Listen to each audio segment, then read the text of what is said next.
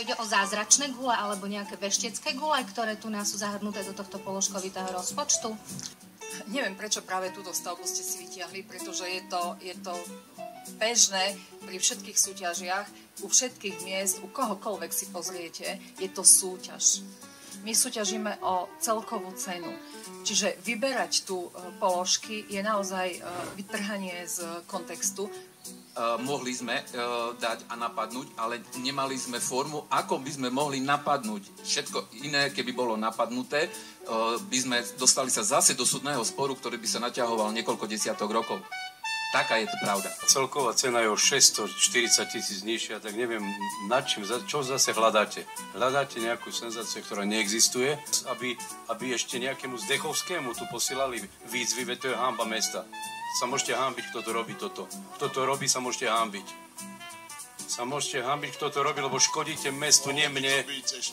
A neskážte mi do reči. Ak bude niekto nezodpovednosť za to, že sa nehospodárne vyhodnotilo toto verejné obstarávanie, nebudem to ja. Budete to vy, pán primátor, lebo vy ste túto zmluvu podpisovali.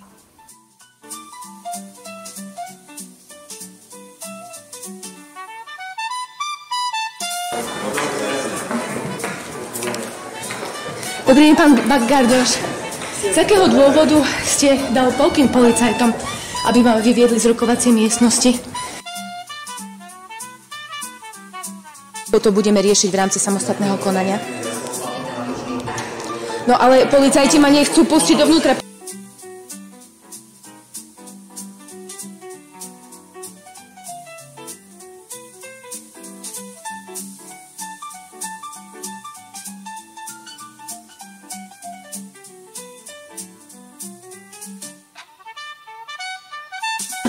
Rušíte priebeh. Pozrite, zase do mňa strkajú a zase používajú násilie.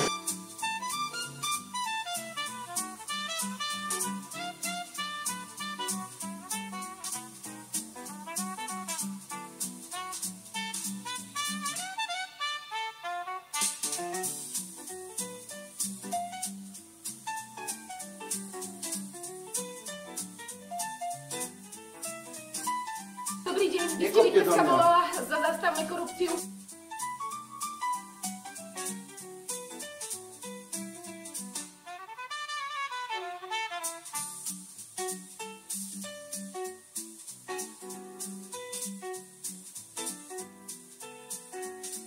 Vyveďte tu, pani, prosím vás, von.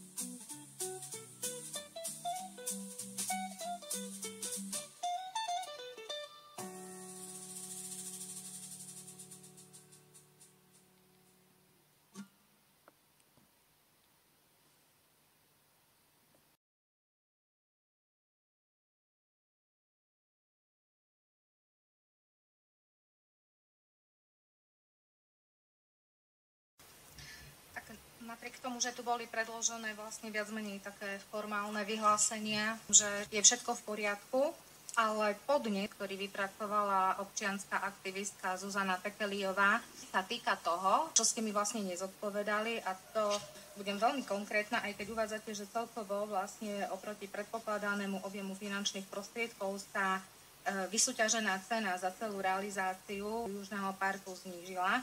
Napriek tomu daný podnet upozorňuje, že 6 položiek vykazuje diferenciu 400 000 eur. A teraz idem ku konkrétnym položkám, lebo viaceré vykazujú, či už by sme išli cez prízmu jednotkovo určenej ceny alebo sumárnej ceny, niekoľko desiatkový násobok. Budem konkrétna. Napríklad dopravné náklady, doprava montážníkov, predstihu na vybudovanie spodných stavieb z jednotkovej ceny 860 na 24 110 eur. Celková cena potom, hej, samozrejme v tej vysúťaženej zmluve predstavuje 27 násobok.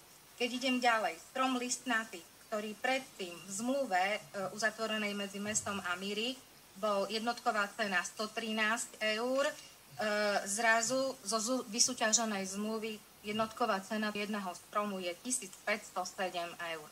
Spoločne je to 170 000 eur oproti 20 000. Idem k ďalšej položke a to je montáž a dodávka prvkov gumených polgúľ, kde jednotková cena na jednu takúto gumenú polgulu bola 330 eur, ale podľa vysúťaženej zmluvy je už táto jednotková cena 12 399 eur, čo predstavuje 307 násobok.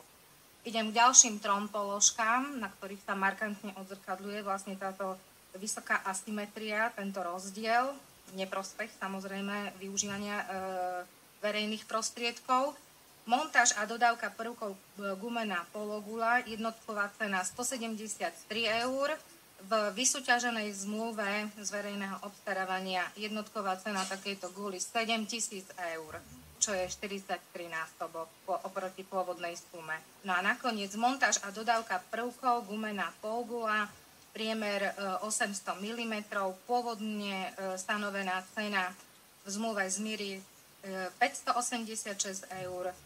Zmení sa nám táto jednotková cena v vysúťaženej zmluve až na 16 532 eur, čo predstavuje v spoločnom objeme až 27 násobok. Nepožiadali ste UVO kontrolu, lebo ten je tiež štátny orgán, ktorý mohol do toho vstúpiť a mohol dať relevantnejšie stanovisko. Opäť tým, že ministerstvo nevyhodnotilo ako rizikovú túto súťaž, tak sme nemali prečo, zdržovalo by nám to proces odovzdané stanoviska.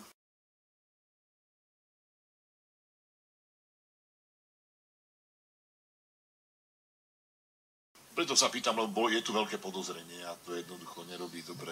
Ty si budeš pýtať na VOčko, vyriešte mi ho v verejnej obstarane? Ty by si zavolal?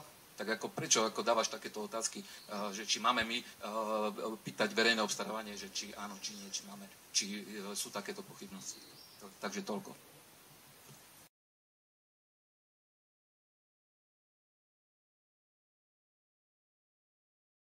Celková cena o 640 000 je nižšia. To by sme sa mali tešiť a nedávať podnety na vlastné mesto. Vaša kolegyňa s priateľkou, ktorá bola vyvedená a niekoľkokrát tu robí problémy v zastupiteľstve, škodia nie mne, pani poslankyňa Bezenská, neškodíte mne, škodíte mestu. Posielať takéto sťažnosti na všetky organizácie a ešte dokonca tomuto poslancovi, ktorý myslím si, že nemá rád Slovensko, to som bol veľmi také slušné slovo, že nemá rád Slovensko, tak sa môžete hanbiť. To vám hovorím rovno do očí, môžete sa hanbiť. Sa môžete hanbiť, kto to robí, lebo škodíte mestu, nie mne. A neskážte mi do reči. No, vy skážeš mne, pán primátor. Ja mám právo povedať svoj názor, ale vy sa musíte hlásiť. Takže... Momentálne som ja prihlásil. Nech sa páči. Dobre, ja som rád, že o 600 000 menej, ale mohlo to byť ďalších 400. Takže preto sa pýtam. Hovorím o hospodárnosti. Včera vám boli doručené poslaneckému zboru nejaké podklady k trestnému oznámeniu. To som si nevšimla, lebo mi to ani neprišlo do tohto mailu. Tak naozaj. To som bola včera v škole. Mali sme prácu s deťmi, takže vôbec som si nevšimla ani do toho. Ide o 400 000, ktoré sú predmetom a môžu byť predmetom. Ja sa nebudem vyjadrovať, kým si to nenaštudujem. Pán Košický, kedy sa môžeme dohodnúť, že si to naštudujete? Neviem. Ja som zamestnaný človek. Ja vás dôrazne žiadam, aby ste ma prestali fotiť a filmovať. Ja si to neželám. Keď kdekoľvek budú zverejnené tieto obrázky, dám na vás trestné oznámenie. Ďakujem. Nemám sa vám čo iné neotravovať. Pán Breničný... Chcete ma otravovať, ja vás neotravujem, tak neotravujte mňa. Nepamätám si, že by som vám dal súhlas, aby ste ma fotili. Pán Breničný, viete o tom, že ste verejný činiteľ? Skúsime to spoločne prebrať. Ide vlastne o podozrenie z trestného činu subvenčného podvodu v hodnote 400 000 eur. A myslím si, že takéto veci naozaj ako stoja za to, aby ten poslanecký zbor im venoval vlastne svoju pozornosť. Pretože sa jedná o zmluvu uzatvorenú medzi mestom Poprad a dodávateľom stavebných prác, vlastne Park Juh 2, čo je projektový zámer schválený Ministerstvom investícií a regionálneho rozvoja. To, čo ste obdržala, pani Buňáková, sú položky, ktoré nám náhle zdrážali oproti zmluve uzatvorenej medzi mestom a ministerstvom investícií. Ministerstvo investícií schválilo položkovite hodnotu jednotlivých tovarov a služieb dodávaných v súvislosti s Južným parkom. Po verejnom obstarávaní, po tom, čo prebehlo, takmer 440 položiek schválených ministerstvom investícií zlacnilo o takmer polovicu. To znamená, áno, dosiahli sme asi nejaký ten žiaduci výsledok toho, že sme vlastne vysúťažili nižšie obstarávacie ceny. Avšak medzi týmito 450 položkami sa nachádza 10, ktoré zaujímajú pozornosť svojim predražením, a to v niektorých prípadoch až takmer o 2800%, to znamená 28 krát. Čo by ste k tomu povedala? Ja tieto veci si pozriem, to vám sľubujem. A teraz vám nemôžem takto z fleku z brucha dať. Nechcete aspoň nakúknuť do toho? Čo, no, nemám na to čas, ideme práve teraz s kolegami, takže pozrieme sa, sľubujem aj tu s pánom Majerským. Je jedno, čo si ja myslím ako osobne. Dôležité je, že tu máme nejaké štáte, nejaké inštitúcie, ktoré to majú kontrolovať a na konci dňa majú rozhodnúť. Ak všetky kontroly povedia v štáte, že to je v poriadku, tak potom... Tak ak prebehlo verejné obstarávanie, viete, potom je všetko v poriadku. Ak v poriadku nebudú, tak samozrejme sa tým budeme zaoberať. Ak budú v poriadku, tak čo tam máme potom riešiť? Strašne veľa podnetov riešim každý deň, strašne veľa sťažností a strašne veľa... A sú to takéto podnety tohto typu, že vlastne krádeže za 400 000 eur? Sú ešte väčšie. Takže vlastne toto je ako keby taká akože malá krádež, tých 400 000 eur. Všetky riešim rovnako. Ak im to oni odklepnú, že oni súhlasia, že im dajú na predražené, čo vy tvrdíte, že predražené veci, tak potom to už si musí zodpovedať potom ministerstvo investícií a regionálneho rozvoja. Takže vlastne necítite nejakú vlastne zodpovednosť poslancov mesta v danej veci? Nie je, že zodpovednosť. Zodpovednosť nesie primár. A on je zodpovedný aj za verejné obstarávanie, aj za zmluvu.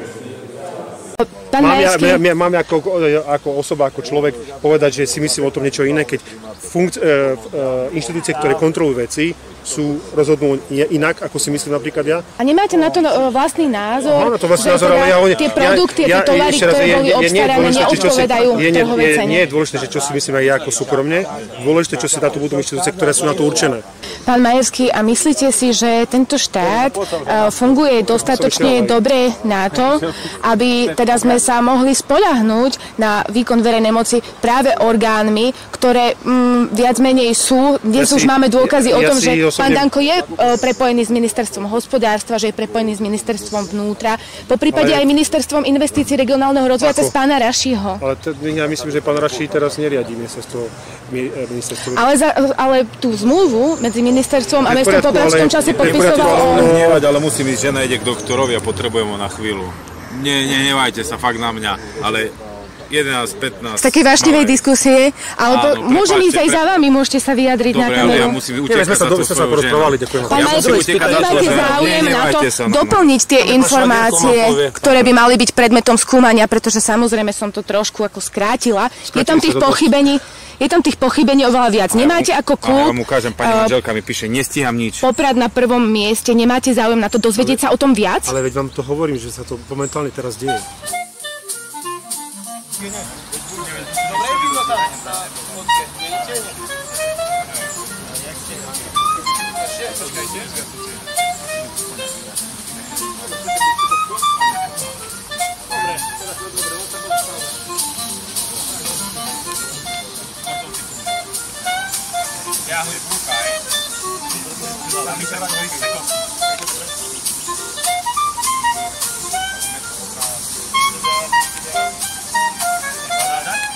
Poprad na prvom mieste!